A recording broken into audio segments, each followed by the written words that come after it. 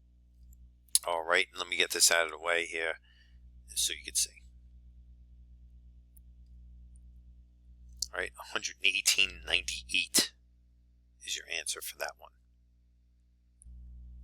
Okay, so let's go on to the next question. All right, we are talking baseball.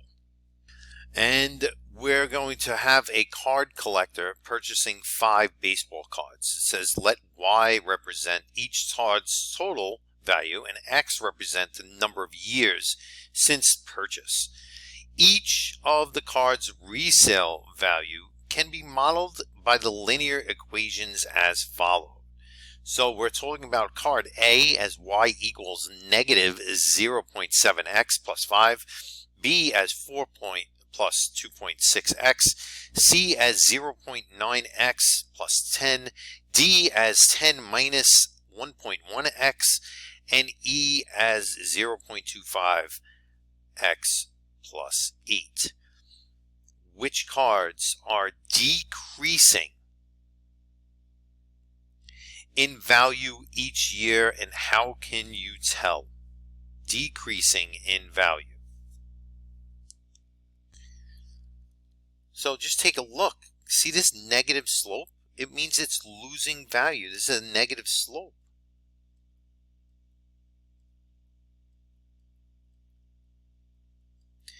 Here's a positive slope. It's gaining. Here's a positive slope. It's gaining. Negative slope.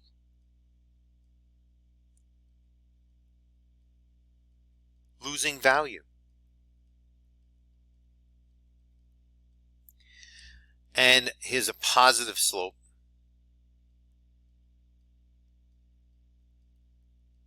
Gaining. So you can tell which cards are decreasing by if it has a negative rate. All right, we put that down.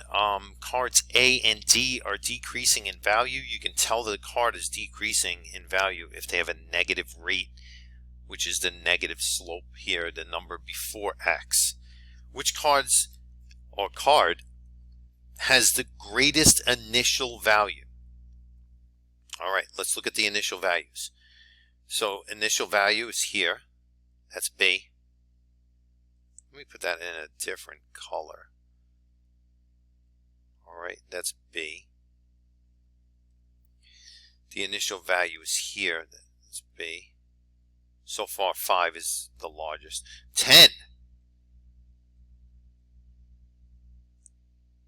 8.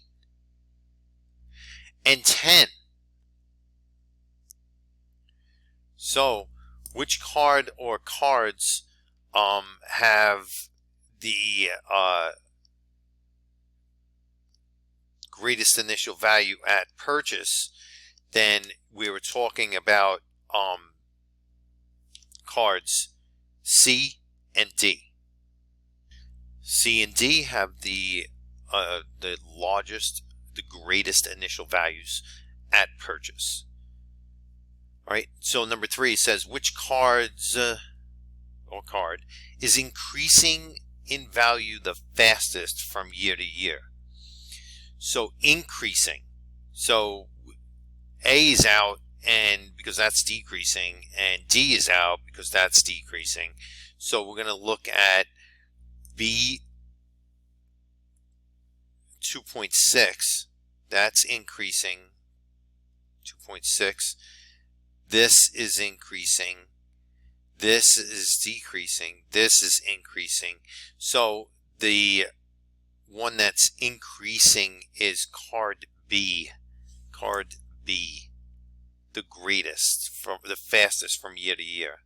And there it is. Card B is increasing the fastest because it has the greatest rate slope. All right, if you were to graph the equations of the resale values of card B and card C. So we're looking at card B and card C. Which card's graph line would be steeper? All right, so B has a 2.6 and C has a 0.9. Which one would be steeper? And if you're saying card B, you are correct. And here it is. So if you were to graph those equations of the resale values of card B and card C, which card's graph line would be steeper? Card B would definitely be steeper. Looking back up at card B, it has a slope, a rate of 2.6 when card C is only 0.9. So the further away from zero a slope is, a rate is, the steeper the line. You just look at the line and say, all right, this is steeper because it is further away from zero. And that is your answer for number 4. All right, the exit slip finally. All right, so Tara creates a budget for our weekly expenses. The graph shows how much money is in the account at different times. Find the slope. Find the slope of the line and then tell what the rate of the slope represents. And this is a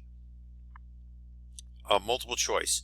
So you're looking at a graph here, and you just have to really kind of look at the multiple choice. Now, first off, just remember, the first thing you do looking at a graph is to see if it's going down from left to right or up from left to right, and then cancel out some of the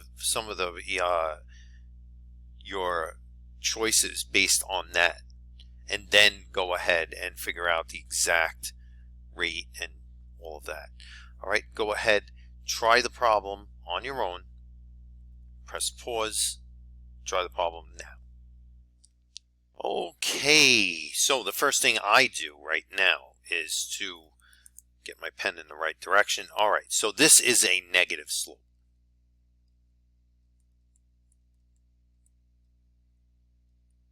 All right, since this is a negative slope, it's going down from left to right. So the slope is 50. No, it's not. That's out. Slope is negative 0.02. It might be. Slope is negative 50. Yeah, it might be. Slope is negative 50. Okay. So I have negative slopes left. The slope means that the amount of money in the account is decreasing at a rate. That's good. The slope means that of $50 every week. Slope negative 50. The slope means that the amount of money in the account is decreasing at a rate of $50 every 2 weeks. The slope means is negative 0.02. The slope means that the amount of money in the account is decreasing at a rate of 0.02 every week. So first off, slope is like unit rate. When you figure out the slope, it's never really of 2 weeks. So I'm going to say right now that I could cross this out. It has to be an every week thing, right? But let's just go ahead. I'm going to put x1 here, y1 here. I'm going to put x2 here, y2 here. And I am going to figure out this slope. This is y2 minus y1 over x2 minus x1. As soon as you get fast at this, it just becomes a lot easier for you to get this done, like to answer questions like this. So we're going to have a minus sign and a minus sign. So the 2000 goes here, that's y2. The 2400 goes here. Obviously this is a negative slope. The x2 is 12 minus 4. So we have negative 400 on the top, the numerator, and 12 minus 4 is 8. This is 400, and that's 460. That's 400. So that's how I would put it in the calculator. I would just use the calculator, and then if I press enter right here, I get negative 50. So M equals negative 50. And I was correct. So it's negative 50 per week.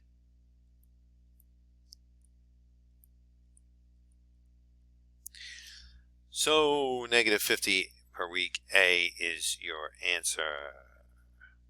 Not this. I was correct in crossing B out because, listen, it's never going to be 2 weeks. When you figure out slope, it's just like unit rate. It's going to be per pound, per week, per month, just per hour. So you're not going to figure out every 2 weeks. And that's it. It's $50 per week that it's decreasing. That is your answer, A. So that's it. Okay, so the last thing that you are required to do for this lesson, this long lesson, is to put a summary together. 3 takeaways of what you need in order to explore real-world linear problems like this, and there's a lot of them. So just go ahead and copy some down from the lesson. Put down what you feel is most important for you to, successfully graph in a question in this lesson. In any of the takeaways in real-world linear problems that we did, what do you need to know? Put down those 3 ideas. Everybody will have different ideas, so go ahead, start jotting them down. Okay, so the summary are your 3 takeaways. Now, everybody's going to have different takeaways written down, but if you don't have these key points, please write them down. This is like your summary page after the whole lesson. What was important? What are 3 takeaways you need in order to explore real-world linear problems? First, you should mention, and if you don't have it, please copy it. When graphing, start on the y-axis. You're starting on the y-axis with the initial value given. So increase by using that rate given in the question. So that first one, this is really what it is. You started with 100. We started with 100 in the savings account right here, right? So that's where we're starting here. We increased by 15 because the deposit was $15 each month. And that's what we were talking about with that first summary bullet point. The second is to remember to use a break when you skip to a number on the axis, and then don't follow the pattern after skipping the number. So this is what I mean by that. As you can see here, we skipped up to 100, right? But we used that break because we skipped up to 100 and we went up to 115, 130, then we were going by 15s. It changes the pattern. If we skipped up to 100 and then we went to 200 to 3, 4, 5, we wouldn't need a break. We only need a break when we're skipping up to a number and then we don't resume the pattern. We don't use that pattern to go all the way up that axis. And the last one, a negative rate means a loss of value or decrease in the graph. You can see it with that card question. The decrease in the value of the card is a negative slope. Going down from left to right, when there's a gas tank that's losing fuel, that's going down from left to right. It's a loss of value inside that tank. The negative rate means that. The further the rate is away from 0, the steeper the line. We learned that in prior lessons, but we put it down here as well as part of the summary. We just make sure that if you have a slope of 5 and a slope of 1 or 2, the slope of 5 is the steeper line. You could recognize that once you have that down in your head, and you know that knowledge. You could use that knowledge to really quickly identify what lines are. Like a slope of 5 is really steep. A slope of a half, not so steep. So you could look at 2 graphs that have way different slopes, and you could identify them without doing any work just by looking at the graph and the steepness. And that's really it. Please copy all 3 of these down. Make sure you have them. and I hope this was definitely useful. I know it's a long video. You could skip wherever you want to go through the questions. If you don't understand something, definitely stop and play it. And thank you for watching.